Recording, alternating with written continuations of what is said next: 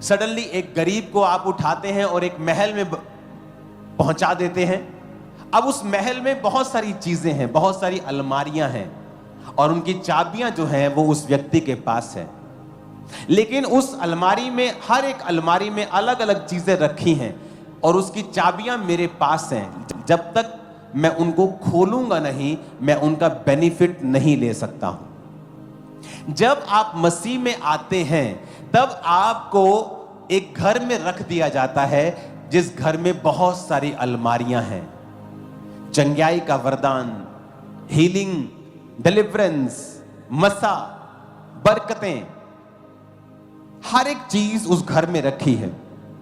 अब कोई तो है जो उस चाबी का प्रयोग करता है और चाबी लगाना सीखता है और धीरे धीरे देखता है कि मुझे क्या क्या मिला है और मैं इसे कैसे इस्तेमाल कर सकता हूं।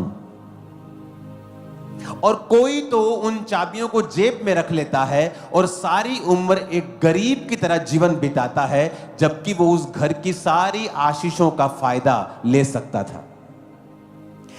इसी तरह वचन कहता है कि जब आप और मैं, हम दोनों मसीह में आए, तो जब हमने पवित्र आत्मा पाया, बैप्टाइज्ड हुए, तो उसी दिन हमें पवित्र आत्मा और आत्मिक सब प्रकार की आशीषें हमारे ऊपर दे दी गई थी।